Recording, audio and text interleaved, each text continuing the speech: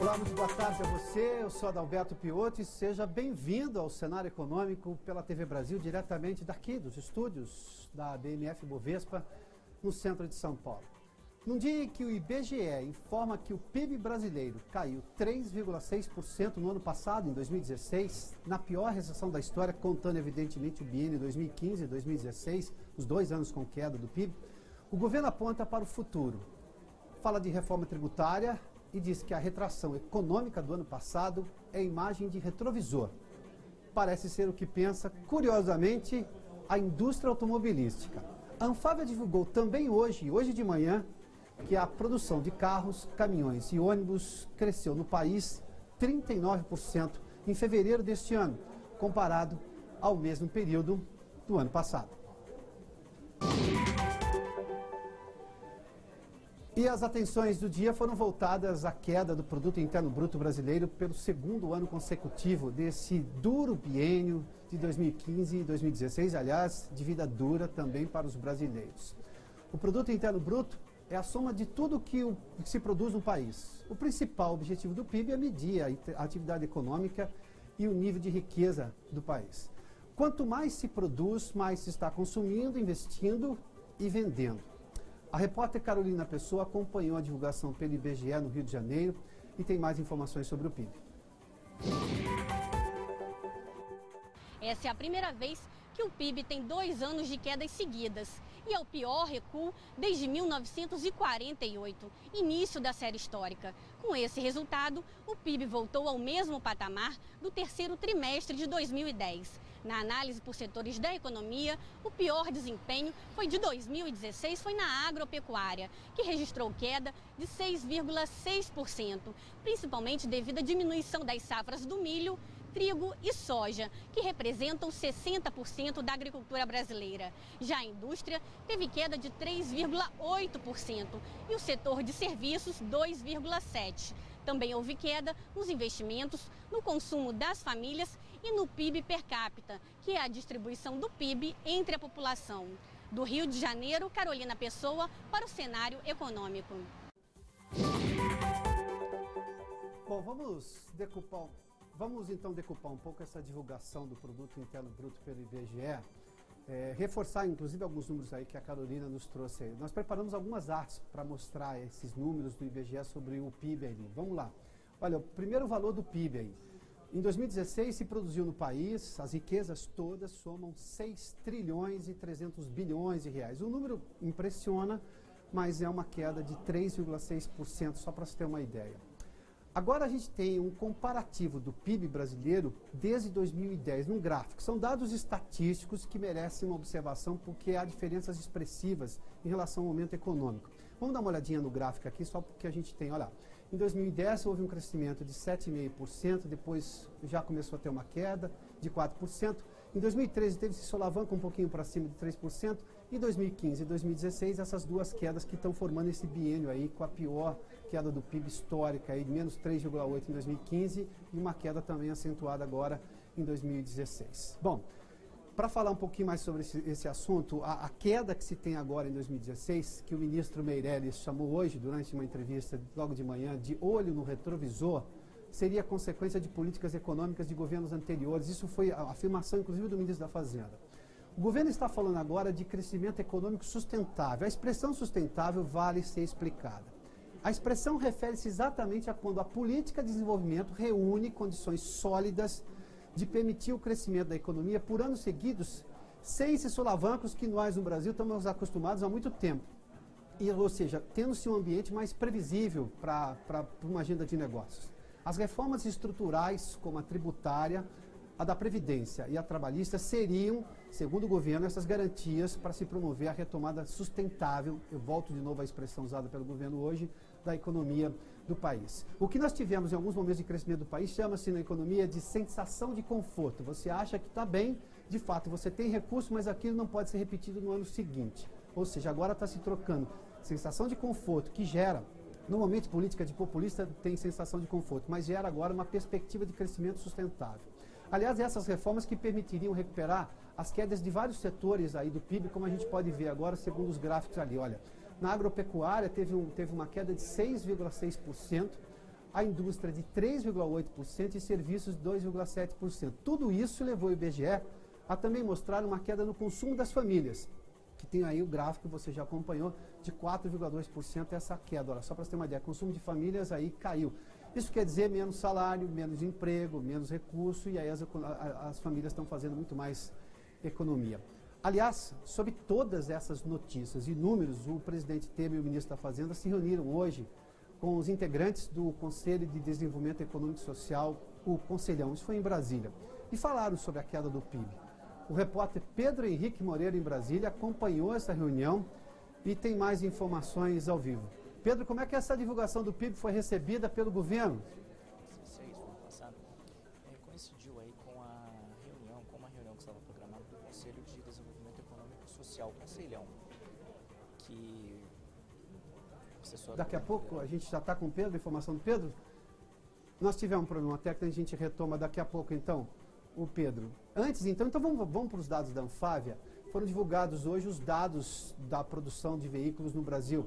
Apesar dos números positivos, e são positivos de fato, aquela história de olhar para o retrovisor, parece que a indústria automobilística, aliás, é bem interessante, justo a indústria automobilística está produzindo mais, dentro dessa história de não olhar para o retrovisor. Bom, e está olhando para frente, sem retrovisor. A Anfávia diz que ainda é necessário cautela sobre esses números positivos. A repórter Vanessa Casalino tem mais informações no estúdio da TV Brasil aqui em São Paulo. Vanessa. Oi, Piotr, boa tarde para você que acompanha o cenário econômico. Foram mais de 200 mil unidades produzidas no país em fevereiro, o que corresponde a um aumento de 39% em relação ao mesmo mês do ano passado. O presidente da Anfávia, Antônio Megali, avaliou o crescimento como um bom número, mas ainda muito semelhante ao de 2006, superando apenas ao do ano passado, o que ainda não compensa a capacidade ociosa, segundo ele. Agora, ao longo de todo o ano passado, a produção encolheu 11%, quando comparada à de 2015, o que levou a indústria automotiva de volta ao nível de produção de 2004. No mercado interno, as vendas caíram 7,6% de fevereiro de 2006 para agora. Um movimento que reflete os problemas de segurança pública lá no Espírito Santo e também o Carnaval, que paralisaram a produção por alguns dias, segundo esse balanço da Anfávia. Já por outro lado, as exportações aumentaram 82%, o melhor fevereiro e o melhor bimestre da história. Um crescimento que, na avaliação da Anfávia, ajuda, mas não resolve o problema. Quanto ao emprego, o nível ficou estável em fevereiro, queda de 9%, e o número de postos de trabalho ainda equivale ao de 2008. O número de trabalhadores afastados, seja em layoff ou no PPE, o Programa de Proteção ao Emprego, também se manteve no mesmo patamar de janeiro. Quer dizer, uma produção boa, né, Piotr? Mas ainda é preciso mais crédito, o consumidor precisa ter condições de sair das dívidas e voltar a consumir, né? Muito obrigado, Vanessa. Aliás, a história do crédito é sempre um problema para a economia. Quando se oferta muito crédito, você pode gerar inflação porque aumenta demais o consumo. Exatamente fazer essa medida é que os economistas quebram a cabeça, e há duas escolas na economia, uma que defende muito crédito, a outra que diz para restringir. Bom, a gente vai continuar acompanhando esse assunto e depois do intervalo, a gente vai para o intervalo. Daqui a pouco, inclusive, a gente vai tentar retomar o contato com o Pedro Henrique lá em Brasília. Ele acompanhou essa reunião do Conselhão hoje de manhã, daqui a pouco ele vai trazer mais informações. E depois do intervalo, os números do mercado financeiro, uma entrevista ao vivo com Rafael Ribeiro, da Associação de Startups, o mundo moderno do empreendedorismo. Daqui a pouco.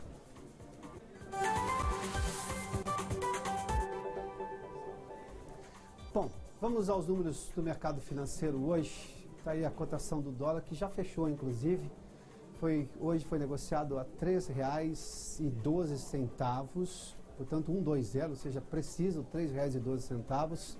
Fechou por volta de 5 horas da tarde, uma queda de 0,22% em relação à cotação de ontem, R$ 3,12 para o dólar.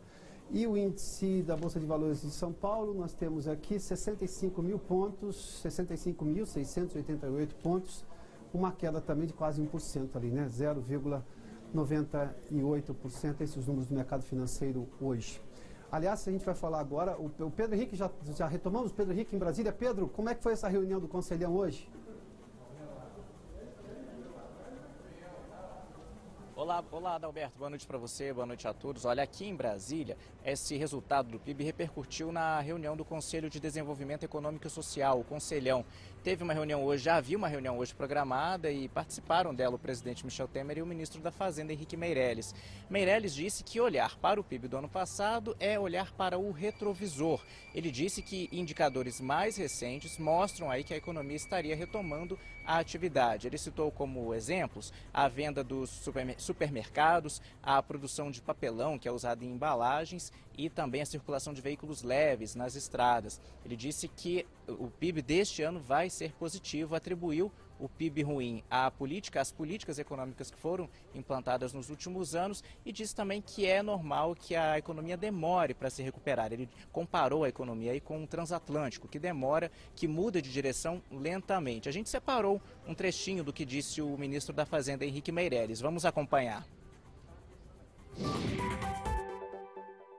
Quando cai muito o PIB, depois ele cresce muito, mas comparando a média de um ano contra o outro fica parecendo um pouco. Mas na realidade nós saímos aqui de baixo e o país cresce muito durante o ano de 2017. Essas previsões já levam em conta tudo isso e, portanto, a avaliação é de que estas medidas já levarão a este crescimento durante o ano de 2017, que inclusive isso já é um processo em andamento. A economia não reage a curtíssimo prazo. Foram medidas que foram sendo tomadas, incorporadas, os empresários, investidores já começaram a fazer as suas projeções baseadas na possibilidade de aprovação dessas medidas e a economia começa a retomar devagar. A economia de um país é como um transatlântico, ela muda de direção vagarosamente, não é algo que faz movimentos rápidos.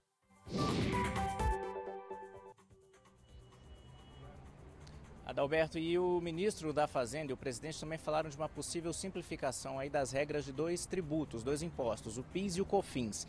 O presidente Temer disse que pretende publicar uma medida provisória ainda este mês para simplificar as regras do PIS e fazer o mesmo até o final do semestre com o COFINS. Para que no segundo semestre o governo então se debruce aí sobre o ICMS, aquele imposto que é cobrado pelos estados. O ministro da Fazenda, Henrique Meirelles, disse que a equipe dele já está estudando aí a simplificação do PIS/COFINS, que vai apresentar ao presidente Temer um estudo em 30 dias e acredita, e deu um prazo um pouquinho maior que o presidente, acredita que dentro de 60 dias conseguiria enviar uma proposta para o Congresso. Piotr. Muito obrigado, Pedro Henrique. Aliás, os membros do Conselhão propuseram hoje, essa é uma proposta que já vem de algum tempo, mas propuseram novamente ao governo Temer a criação do IVA, que seria um imposto unificado de todos os impostos federais, é imposto sobre valor agregado.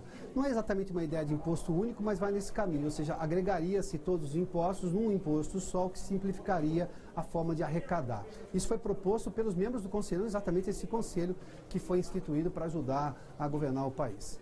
Bom, a gente vai falar de crise ou a gente vai falar de empreendedorismo? Bom, esse é o assunto agora. Você sabe o que é exatamente uma startup? Quantas são hoje aqui no Brasil e onde nasceu esse conceito? Hoje nós vamos conhecer um pouco sobre esse modelo de negócio e como ele vem crescendo no país.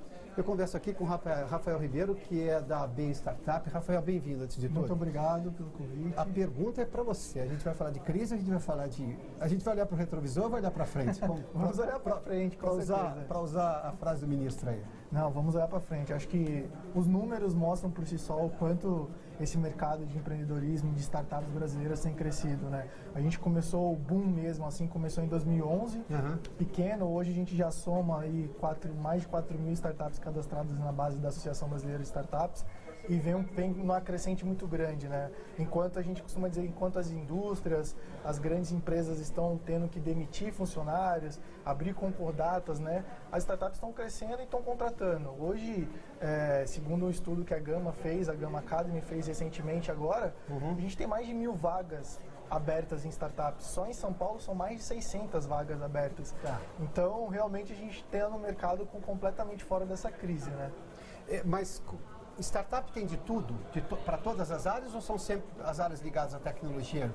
Você tem, normalmente, como base a tecnologia, mas existem de todas as áreas. Só dentro da associação a gente já conseguiu mapear 19 segmentos entre indústria, agronegócio, educação, saúde. Existem vários ramos de negócios nesse mercado de startups. De alguma forma eu vou tentar associar com a ideia do inventor lá do passado. Claro. O sujeito tinha uma grande ideia, Sim. Se ele tivesse sorte, ele conseguia vender isso para alguém e aquilo se tornava numa grande invenção com grandes lucros para todo mundo. Uma startup parte dessa ideia, alguém que tem uma ideia muito clara sobre alguma coisa, que pode desenvolver melhor e gerar lucro, e gerar um serviço melhor.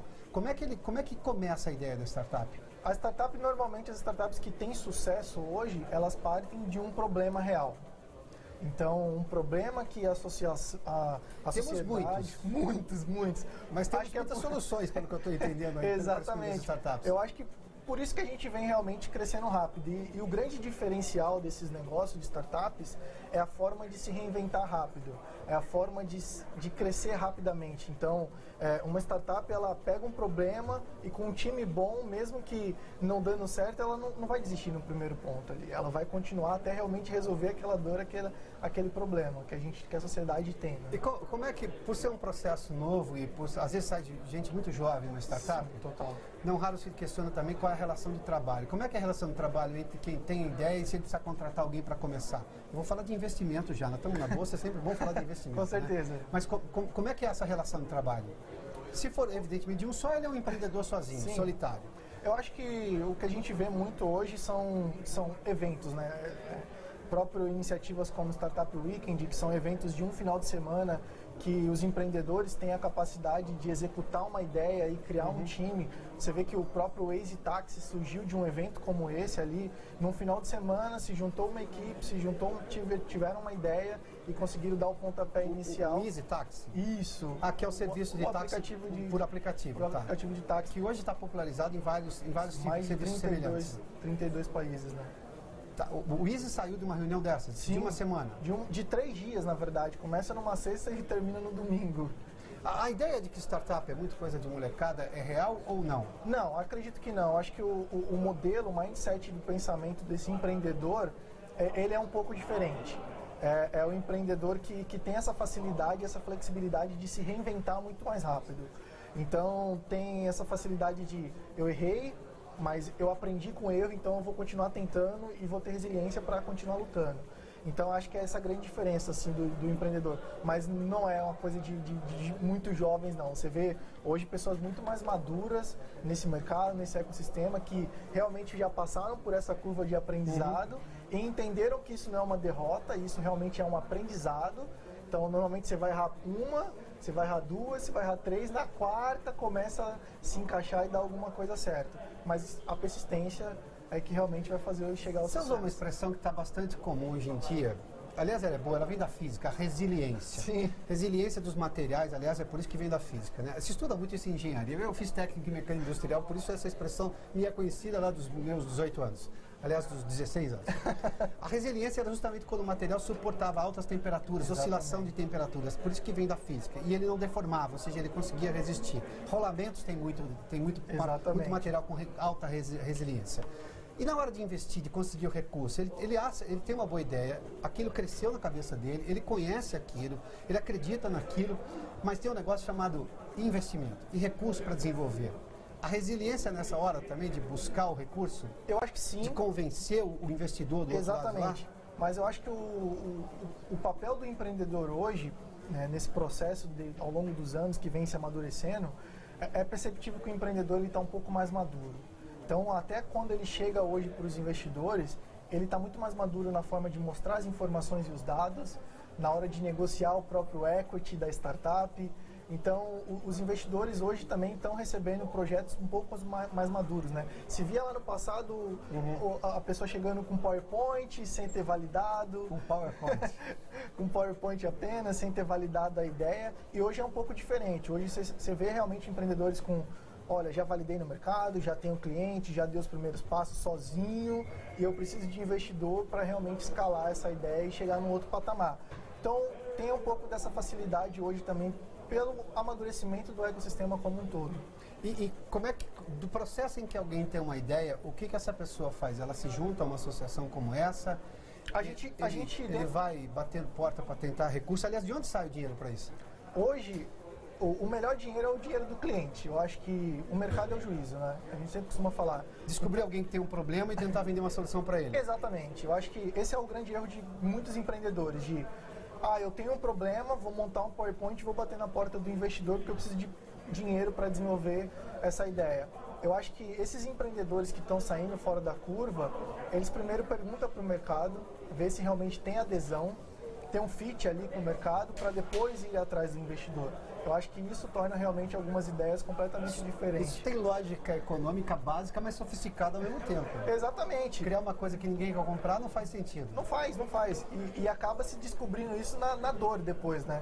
Você passa ao longo de 2, 3 anos e quando você vai para o mercado, você vê que o mercado não tem adesão nenhuma com aquilo. Eu usei uma expressão pesada, eu sei disso, vender uma coisa que ninguém quer comprar. Não quer dizer que essa coisa seja ruim. Não, completamente não. Onde é que entra a parte idealismo do propositor de uma startup ou do criador da ideia e na hora de que ele recebe o não, fala assim, não, essa ideia não me interessa. Eu acho que ele acredita muito naquilo, porque acho que essa frustração do idealismo deve ser a maior de todas, não é? Total. Eu acho que é ter apego à sua ideia e não querer ouvir o feedback do seu cliente, que é o que vai pagar pela sua ideia. Eu acho que esse é o grande erro, né? Então, eu acho que o empreendedor, ele entendendo esse feedback da pessoa que vai pagar, ok, você não vai comprar, mas por quê? Tentando entender da melhor forma e tentando extrair um pouquinho de cada feedback desse, ele consegue chegar a algum lugar. Porque ele vai explicar o porquê que ele não quer comprar aquela ideia, porquê que ele não quer comprar aquele negócio. E ali você vai encontrando um fit muito grande com isso. Mas é realmente desde o primeiro dia que você teve a ideia, você precisa encontrar alguém que pague por aquilo e por que essa pessoa está pagando. Como é que foi que você é formado em alguma área específica? Sou formado em ciência da computação. Bom, por acaso, a área de tecnologia a área pesada. De tecnologia. Tá, e você propôs algum negócio para chegar até as startups e aí se juntou à associação? Na verdade, eu tenho uma carreira aí meio de empreendedorismo, já passei por esse processo É bom saber porque a gente vai entender qual foi o seu caminho da roça aí, né? Eu tinha uma startup na área de educação, a gente desenvolveu o meu segundo negócio já, na verdade, né? O primeiro foi uma agência de comunicação, eu vendi ela para alguns sócios. O segundo foi um aplicativo, que a gente fazia comunicações entre pais, alunos e professores. Aquelas agendas eletrônicas, sim, a gente colocou aquelas agendas de papel, a gente transformou isso numa agenda eletrônica, através de um app. Mas desde o primeiro dia, a gente tentou validar com o cliente. Eu lembro que na época eu fui para o Parque Vila Lobos e perguntei para um monte de pai quais eram as principais dores que eles tinham lá. E aí os pais falaram, olha, fazer meu filho fazer lição de casa é a maior dor que eu tenho, se comunicar com a escola é difícil. Então a gente criou esse aplicativo na época, chamava Monster Joy, e começamos a facilitar essa comunicação entre pais, alunos e responsáveis. Ali teve um engajamento muito grande, depois a gente fez uma venda para um grupo da Germinadora, de investidores e tudo mais. E aí foi que eu comecei a vir para encaminhar para a Associação Brasileira de Startups para poder... Rafael, me conta como é que se precifica uma ideia? Qual é a lógica de precificação? De um produto é uma coisa muito simples quando você tem matéria-prima, mas eu estou falando de ideia aí, né? A ideia no começo é muito complicado. Você dar um evaluation, né? Assim, porque é uma ideia. Dá preço para a coisa. Não tá realmente validado. O que normalmente os empreendedores eles fazem é muito baseado no que você precisa para sobreviver durante um ano ou escalar aquele negócio. É muito baseado em cima da sua estratégia que você quer naquele momento. Então, se eu quero crescer, então vou precisar de investimento para marketing, vou precisar de investimento para contratação de mão de obra.